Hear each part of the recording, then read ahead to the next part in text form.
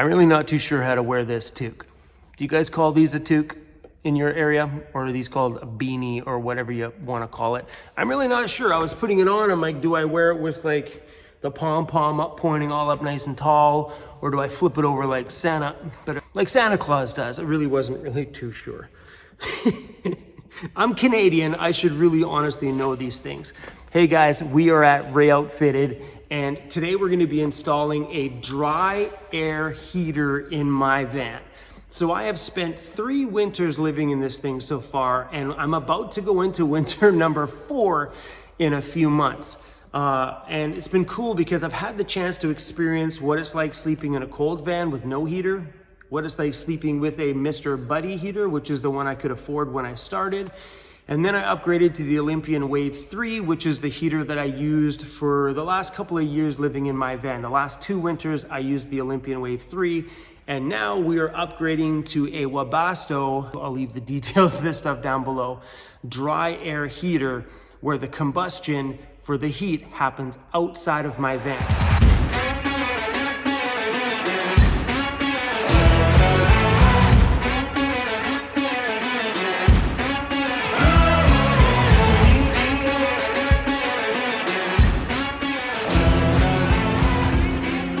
Doing right here? Putting the fuel tank strap back in. Trying to.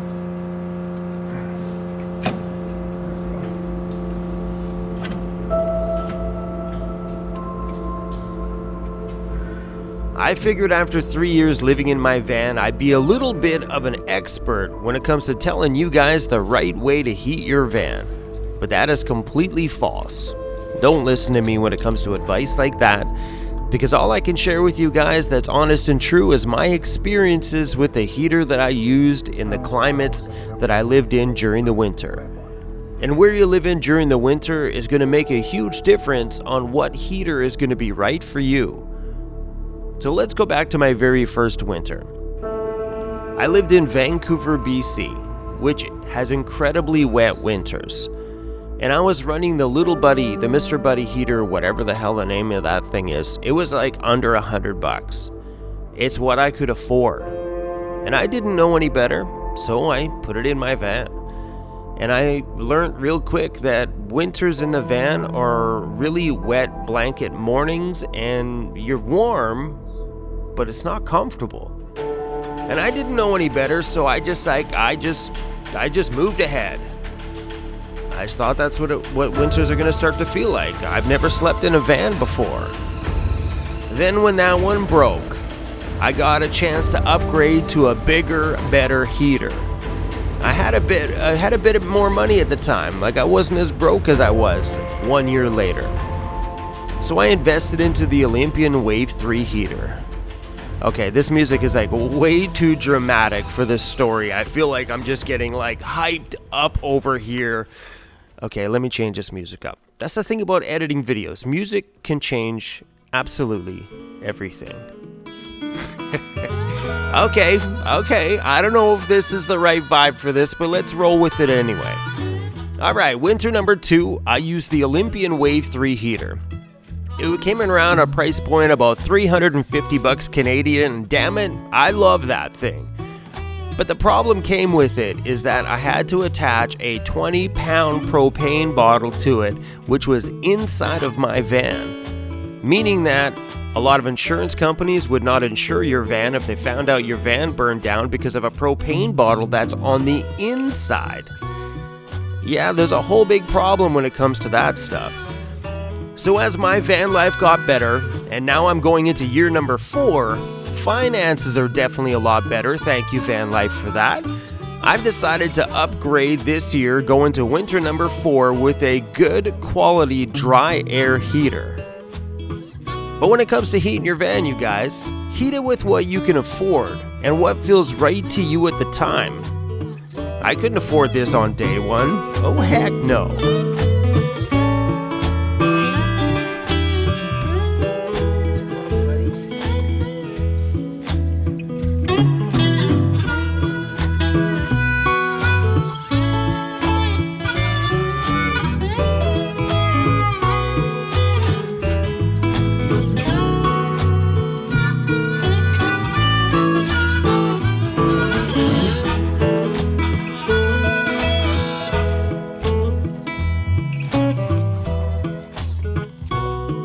and I'm not really sure what's going on here.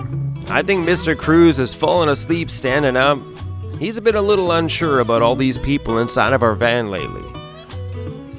I think they were having a moment. Not sure what kind of moment. Well, there it is. Take that, Rainer. Take that. Oh, Cruz, you're such a character. This unit came with the Webasto 7-day timer. So we're going to wake it up just by pressing the center button. This has a quick start function. So the power button that's lit up here, press that, and it automatically turns on to heat, 21 degrees Celsius. So we're just going to shut that off since we're in the shop right now. So this one has the heating, so you can select your temperature up to 35 degrees Celsius or as low as 5 degrees Celsius. And once you select your temperature, it'll ask you for the amount of time you want it to turn on for. This one also has a ventilation mode, which we have 4 levels of the fan. And duration, we'll just turn that on for 10 minutes. And then when the blue light is on, just means that only the fan is on, so it's just circulating air inside the vehicle. And then you also have your settings or timers if you actually want to use it.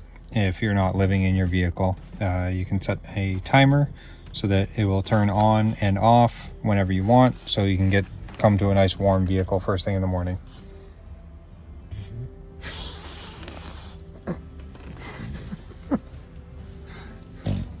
The whole time, buddy, we're trying to like make a video here and you're like eating me the whole time.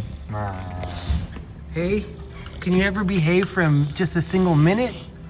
I am super excited about going into this winter with a heater that's not taking my oxygen away from me. I feel good that now I can drive around in my van without a huge propane bomb sitting in that cabinet over there.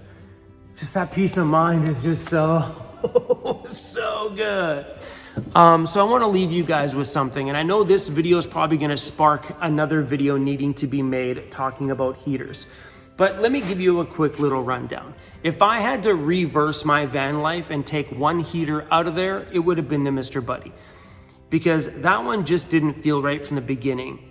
It fired off so much heat that everything in front of it for quite a ways stayed too hot. You could burn your van down, and it consumed so much oxygen, put out tons of moisture. So if I had to remove one, it'd be the Mr. Buddy heater. I do know people over the years that have enjoyed them. I myself, in the climates that I've been living in Vancouver, because we get very wet winters, it's very moist in the air, that thing just did not do well. It was completely horrible. So if I had to cut one out of my life, it'd have been that one. Do I have a really good opinion on the Wave 3? Heck yeah, that thing did us so good for so long, and it's at a decent price point. So I'm gonna suggest that if you guys are getting into van life and you are going to choose propane options, knock the Mr. Buddy one out, get rid of it. That would be one I would suggest you guys do not go that route. Be a little bit smarter and use something just a tiny bit drier when it comes to propane. Do your research. And make the decisions that you guys feel right about. I enjoyed the Wave 3, but it feels good now that my Wave 3 is not in my van, which means it's not sucking oxygen and it's not explosive, you know? Going into this year, I'm gonna have better sleeps, a drier van, no moisture being thrown in my air that's unnecessarily done because of heat. That if there is moisture in my van, that this heater will dry it out. Dry out all my air. So if I got wet jackets, wet shoes, wet whatever, putting a dry heater in your van will dry it all out, which is so good. I am super excited about jumping into it this year. But I want to leave you guys with something, because I know some of you are thinking, Chrome, that is a very expensive heater. Yeah, it is expensive. No matter what you choose for a dry air heater, there's 3 main reputable companies: Espar, Webasto, and Plantair. I think it's called Plantair, something like that. They are the 3 ones that have been on the market for decades. Like, they have a pile of history behind them, and they're just reputable. And the great thing about choosing a reputable company is you know you have a product that's tried, tested, and true. And these parking heaters are meant for like industries, like the mining industry or the trucking industry or things like that, where there's vehicles that are parked all the time that need to remain heated. And that's the great thing about them, is they're built for durability. And they have the company to back it up. If things go wrong and you need a part, you've got a company that's been there forever. That's why I chose to go this route versus buying the Chinese version one, because they're built in tons of different factories, which means there's tons of different little variations of those heaters all the time, and you really don't know what you're gonna get. Like, they just don't have the quality control as a factory like this one would, that's producing the Webasto heater that I bought. So there's a bit more quality control, and I feel better about that. Because when it comes to factories quality control, whether they're banging these things out for 200 bucks a piece, or you're buying one like mine that was $1,600 Canadian, you gotta think about those things. These guys here probably have a way better quality control, so when that product reaches my hand, I know it's ready to go, it's gonna keep us safe, and that's got a reputation behind it that knows that I'm gonna sleep good in the van at night, that it's not gonna burn down. That's what worries me about the China one, is the price of them, for one, and they're just banging them out. And if you look at them, they're coming from every different, go on Amazon, every little one has a different company name behind it. That scares the crap out of me, you know what I mean? We're talking about something that creates heat and that has fuel going into it. So anyway, guys, that's why I chose the Webasto one, and I feel super good about this purchase. But don't get discouraged. Don't think that you have to jump into this huge, pretty much $2,000 purchase from the very beginning. Get into van life how you can afford it. Look at my journey. I started off with what I could afford. I made a little bit of a change partway down the line when that one failed me, and I really enjoyed my $300 heater. I really did. As van life changes your life, because it's going to, because when you're not paying rent, beautiful things happen to your finances. Oh, it's so good not to pay rent. Guys, that's probably the funnest part about van life, is not dropping a stack of money to a landlord that you'll never see back. It's gone, it's out. So as van life allows you to make these changes over the years, and your life gets better and your financial situations get better, you can do things like I did and make beautiful changes to your home like I have in this past year. Because in the first year we knocked out our debt, and did that ever feel good? Anyway, you guys, hopefully you enjoyed this video and maybe learned a few things. But do things as you feel right, and trust that feeling in your stomach, because that's what I did here. The feeling in my stomach ended up costing me more money than buying the cheap China one, but that peace of mind and that feeling in my stomach just feels good about this purchase, and that's the important part. Because like someone said in my comments once, and it just sat in my head this whole time, is you can't put a price on peace of mind. All right, you guys, take care. I just want to add this at the end of this video, because I know for me, talking about heating and insulating your van, those two subjects seem to be extremely, well, we'll call them delicate. So many people have such harsh opinions about what is right and what is wrong. And I'm talking about the people in my comments, the people you see on forums.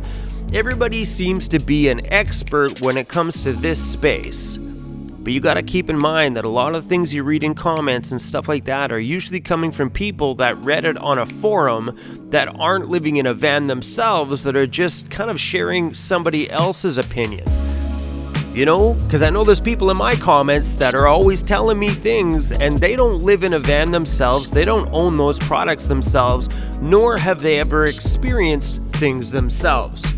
They're just running their mouths. So my opinion to you guys is, when it comes to heating your van and or insulating your van for the winter, trust that feeling in your stomach. That little feeling in there is there for a reason.